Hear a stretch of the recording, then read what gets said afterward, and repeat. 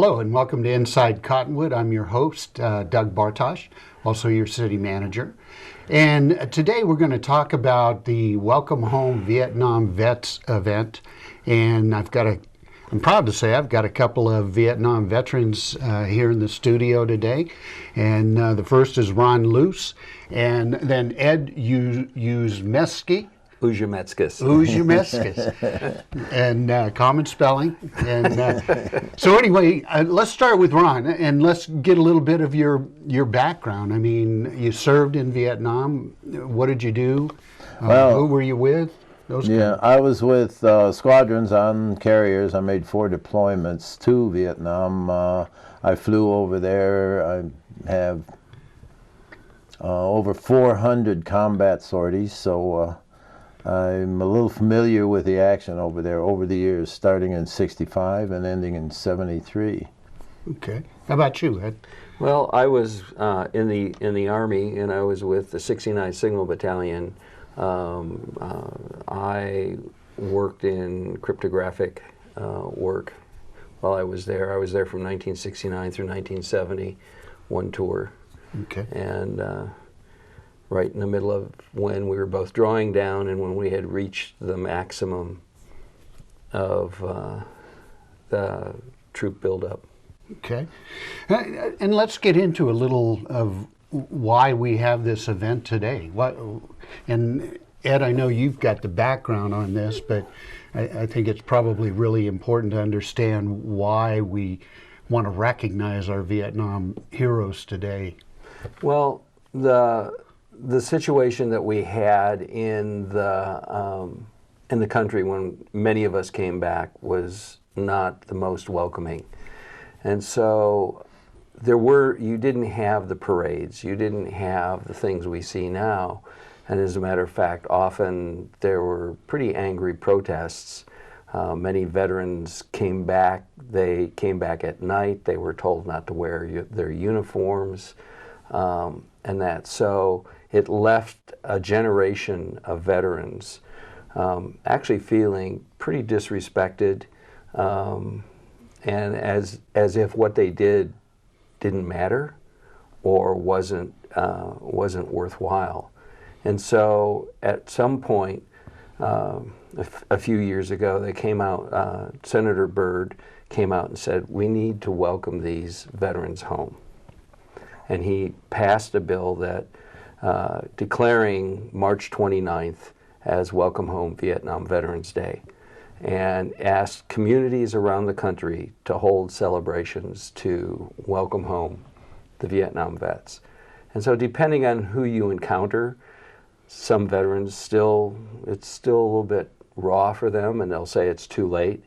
But others that I've seen, and I think Ron's seen, when you tell them welcome home, you'll actually see them start to tear up, because it's the first time anybody has said that to them since coming back. You know, and I can certainly remember back then, I didn't serve in Vietnam. I actually had high draft numbers for 2 years that I was eligible, and I was in college, so I didn't go. But I can certainly remember all the protests, and it really was a shame from the standpoint that whether you believed in the war or not, you know, you guys weren't the cause of that war. I mean, you sacrificed and went over and served, and you should have been recognized for that when you came back home.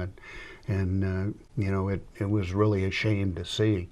Yeah, I think because of what was going on in society at that time, I mean, now we have a lot more discernment, especially with what's going on in Iraq, Afghanistan, and the veterans from there. But at that time, the soldiers, even if they were drafted, were looked upon as the government. Right. There was no separation. Here's the government that's prosecuting this war, and then here are these guys that have to go over and fight it. And that didn't happen. And so we became the metaphor for the government at the time. Right. Yeah. Yeah, and that's certainly true, is there was so much dissatisfaction with government at that point. Right. That you guys kind of became the focus. How about you, Ron? Any experiences when you came back home? Well, fortunately, I was from a military town. actually, I was home based in San Diego area Yeah. all that time, and every time I deployed, I came back to San Diego, except once I came back through Oakland, and that was the only time I ever saw the bad side of the greeting. We were always greeted well when we came back to San Diego area. I saw that once, but I wasn't affected. I wasn't one of the people that got spat upon or whatever. But I could see the reaction. I also flew out of there once going over to Nam. So, yeah. But that was, I saw what was being treated, how the incoming ones were being treated, and I didn't see it on that side. Yeah, that's interesting that I could see that with San Diego because it is such a military town. Although I'm sure with the there were definitely protesters some there, protests. but they were, I guess you could say they were shouted down pretty well. Yeah, yeah, that's probably a good thing. Well, here in the Verde Valley, since I've lived here, it seems like we really appreciate our veterans, and we have a lot of veterans in this area. And, so it seems like we've really had a lot of interest and people willing to volunteer for this event. And I think it was first held in Sedona about 5 years ago? 2012. 2012. Yeah, 5 years ago, yeah. And they started it off up there. I think Cottonwood did it next, and we actually brought in the traveling wall For the first time. Right. and which was a fantastic event. And again, we rely on a lot of sponsorship, and we'll get into some of our sponsors so we can recognize them. But I remember that event in particular because I thought it was spectacular. And then I think Clarkdale, Camp Verde. Well, Camp Verde was third, and then Clarkdale fourth, and then back to Sedona. And they brought the wall in again. So that, it was a beautiful event there as well. Yeah, absolutely. So it does seem like we get good support for this event, and a lot of great people come out for it, and certainly our veterans, and we all get a chance to say welcome home and thanks for your service. Right. Right. So again, this year's event, we didn't bring the wall back, but because it was just here last year, and it seems like you need a little bit of gap between when it comes back. But I know we've got some pretty fantastic things scheduled for this year as well. But before we get into that, let's go ahead and take a break, our first break, and then we'll come back and talk about this year's event. Come back and join us and learn more about the Welcome Home Vietnam event for this year.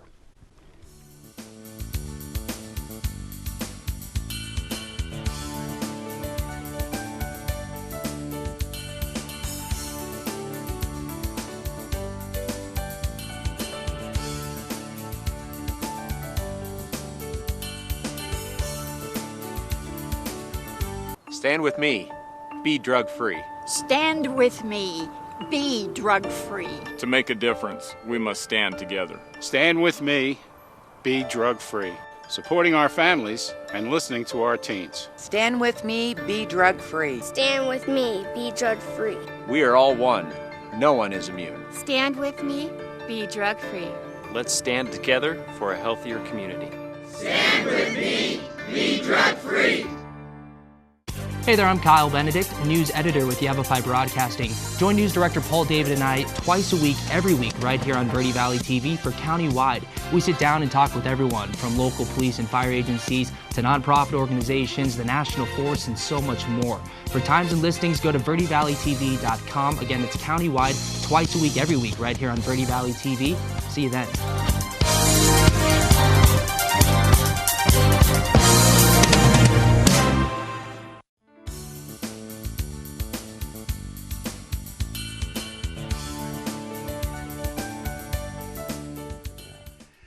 Welcome back to Inside Cottonwood. I'm your host, Doug Bartosh, and I'm here with Ron, and I'm not even going to try Ed's last name this time.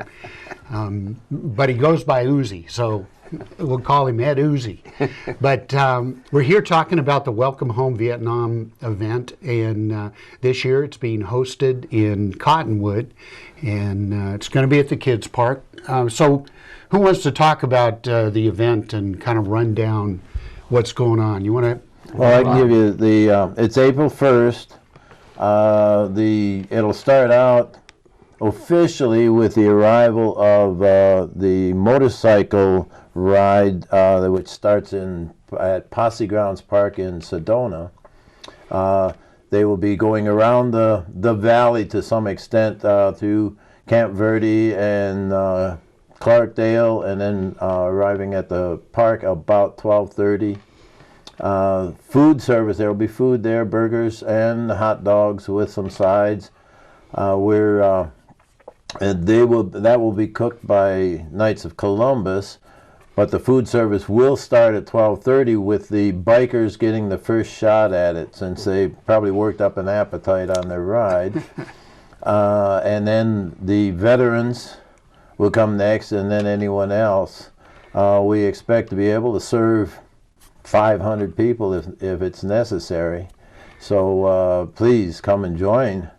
The event will start we'll have music starting at 12:30 and running till about 3 at the latest. It's by a local favorite, the Mods. So if you've heard them before, come hear them again. And I think they're even great music to dance to. I think I've seen Ron out there dancing before. No? You don't want to put that on TV. No. My dancing is not for TV. You know, and we just showed you some pictures. Showed you the poster. So look for that poster around town, around the valley, and you know, it'll give you all the details on the event. And you know, come on out and help welcome these guys home the way they should have been welcomed home back, 30, 40, almost 40 years ago now. Well, we're over 40. Yeah. We're in the 50th year. Yeah, that's right. It's the 50th year commemoration. There is going to be a flag raising, and that will be at 1 o'clock, or as we would say in military terms, 1300 hours. 2 bells. 2 bells, yes. And that coincides with in March 29th, 1973, at 1300 hours, the last American ground troop, combat troop, literally lifted off and left Vietnam. So that's why we select the day that we do. There is some argument whether it's the 29th or the 30th. I say it depends on where you were in the world at that time. Because if it's on the 29th in the U.S., then it's the 30th in Vietnam because of the 15-hour time difference. But we've pretty much standardized now on the 29th of March. And so, you know, what is the kind of the feeling? You talked a little bit about it, Ed, about among the Vietnam vets for these kind of events. I think it's more and more the Vietnam vets, those of us that are left, actually are really appreciative of this. I know in some places they hold parades, and that's there are many guys that will say that they've never been in a parade and they get a chance to do that. Plus, there's a whole population of Vietnam veterans who don't realize that these things are going on because they've either sequestered themselves or just pulled away from what goes on in society. And so getting to those veterans and having them come out to an event like this and being thanked, I think is really important. The wall tends to bring people, right, but when you don't have the wall, it's still important that the Vietnam veterans come and participate, even if all it is to get a hot dog and a drink and then right, listen to some music and then go home.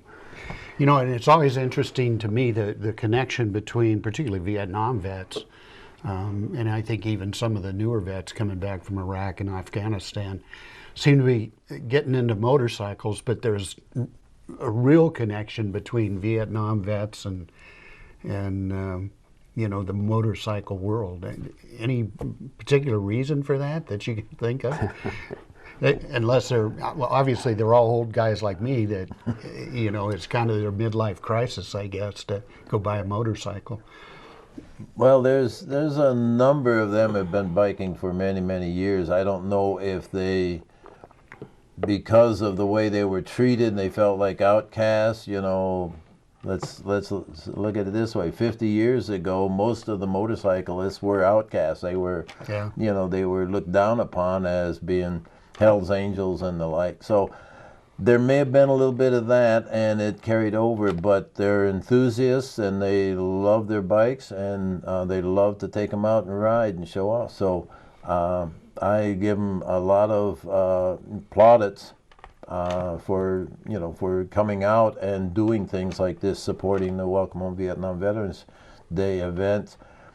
Even more so, the fact that a lot of them were not in Vietnam, some of them Vietnam era, many of them were veterans after the Vietnam time, and yet they do come out to help us welcome home all the Vietnam veterans.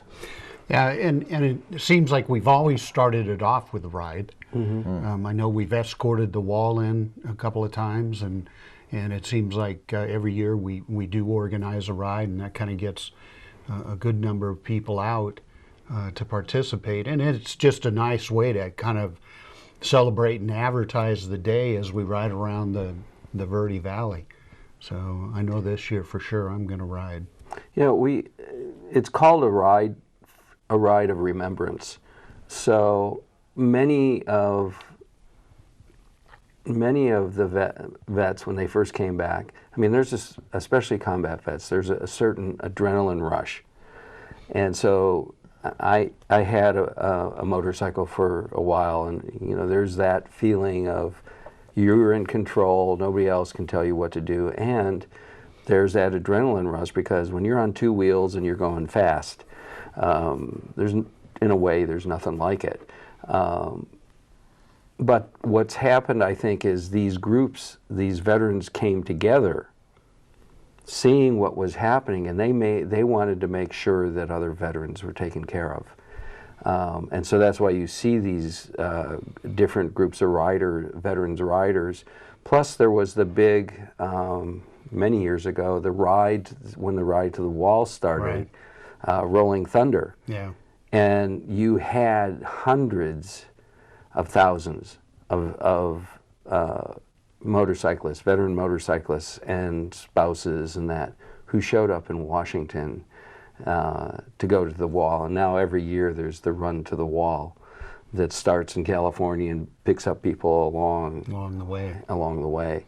So I think that's where sort of the connection was. Initially it was a way to kind of, I'll use the words, but if you had PTSD or you had something like that, it gave you a release. But then as people came together, and it was like, okay, we can make a difference. And that's what the riders do. You see them all the time. They've escorted, Patriot Guard has escorted Medal of Honor winners from the West Coast to Arlington Cemetery. And so a certain group will get to a certain point and they'll pass the remains off to the next group. And that. So they're highly patriotic, and they're very supportive of veterans. Yeah, it certainly is nice. It seems like, unfortunately, the country had to learn a lesson from Vietnam, and we certainly now are new veterans. We haven't repeated the same mistake we made with you guys when you came back from Vietnam, which was a hard lesson to learn for you guys in particular, but I think for the country as well. Mm-hmm. Let's go ahead and take our next break, and then I want to come back and kind of recap the event and then recognize our sponsors. Come back and join us on Inside Cottonwood.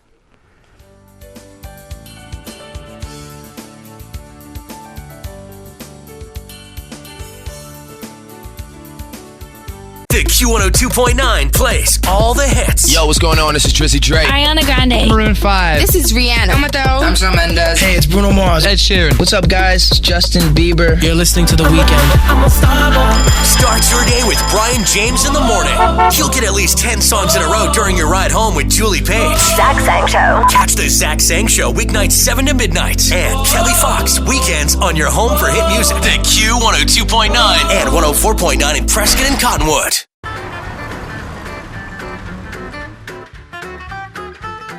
You're going to take good care of him, right? Oh, like he was my own dog. Trust me. That's good. Not my baby! Sorry. You don't want your groomer distracted. No one wants you distracted behind the wheel. It only takes 1 second to change your life forever. Distracted driving involves anything that takes your focus off the road.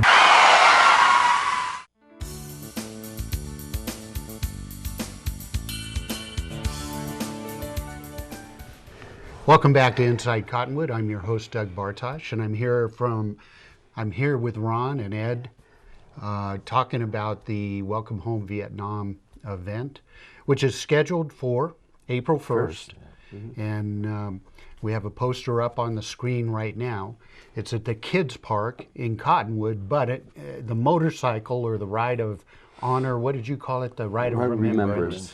Will start at the Posse Grounds in Sedona at... The 10:30 is the start of staging, and then there's supposed to be kickstands up, I believe, at 11:10. Okay. And then the ride will go throughout the Verde Valley. I think it goes to...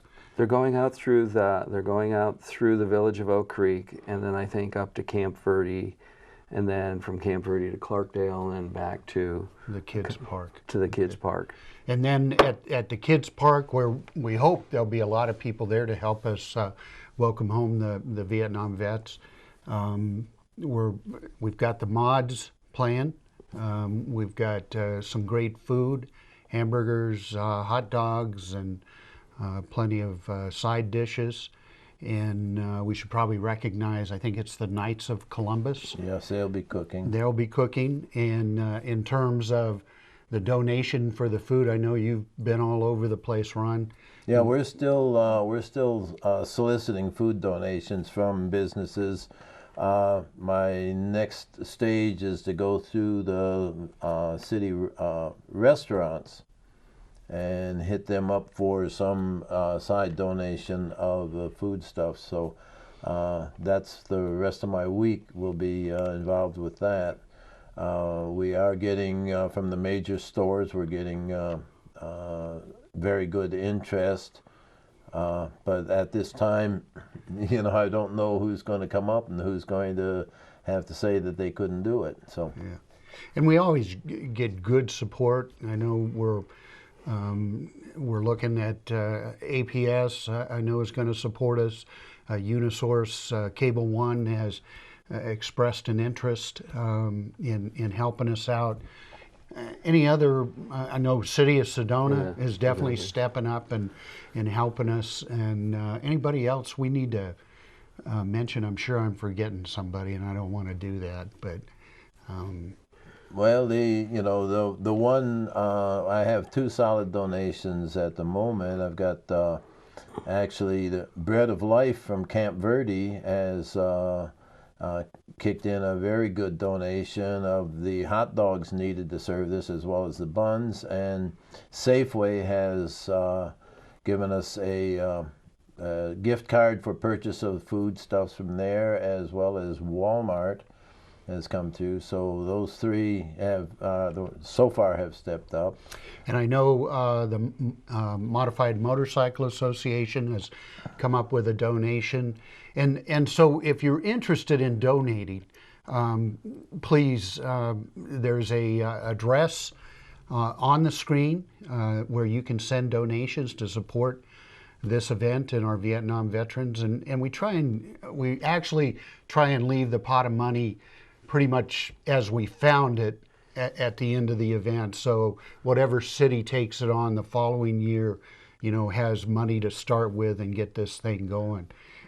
Because again, it is it's a Verde Valley community event, and we all support it, and we all support each other. And I would like to say the Cottonwood Chamber of Commerce has generously included our flyer in their newsletter for this month. So, you know, kudos to them. They always step up for us as well. You know, and again, you know, personally, I just really enjoy working with you guys. I mean, this is a great group to work with. We've been working with our vets here on the Military Service Park, and just a great bunch of guys to work with, and they certainly deserve, you know, the appreciation and thanks from all of us for what they've done. But again, once we get to the park, we've got the mods, and Ron's going to dance, and so and but anyway, then the food, and I think we've got most of the mayors coming out to speak. Yes, the mayors have been invited to give us a little speech. We're trying to keep it down so that there's more music than talking. So, you know, you don't have to worry about standing there or sitting, listening to a bunch of people talk for a long time. The music and the food is what's the most important and going to take up the most of your time. And there's going to be a number of veterans organizations that support veterans and that will have booths there. I'm not sure, I haven't talked to her, but I know in the past the Veterans History Project has been there. And that's an incredible opportunity for veterans to tell their story and have it recorded at the Library of Congress. Wow, that'd be great. So at this point, I don't know for sure. She hasn't said anything, but I will find out if that's a group that's going to be there. And some of the other veterans kind of booths that we're going to have, can you talk about those a little bit? Well, we already have positive response from the American Legion, the Marine Corps League, the VFW, about having booths there, as well as when we do the honor guard posting of colors at the beginning of the event at 1 o'clock, as Ed mentioned earlier. We will have honor guard members from these organizations as well, so it's going to be a mix of uniforms to do the posting of colors. So we're hoping that coordinates well and goes off without a hitch.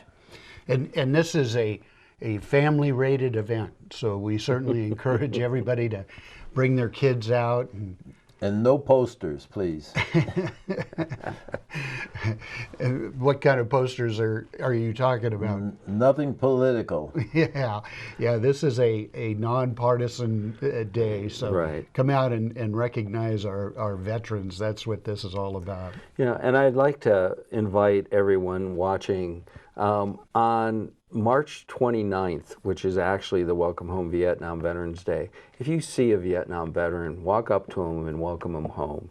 Handshake. It's sort of become a code for us when we see each other is welcome home. That's all you have to say, and I'm sure they will greatly appreciate it. And you know, it's interesting because I remember you used to never see Vietnam vets identifying themselves as Vietnam vets.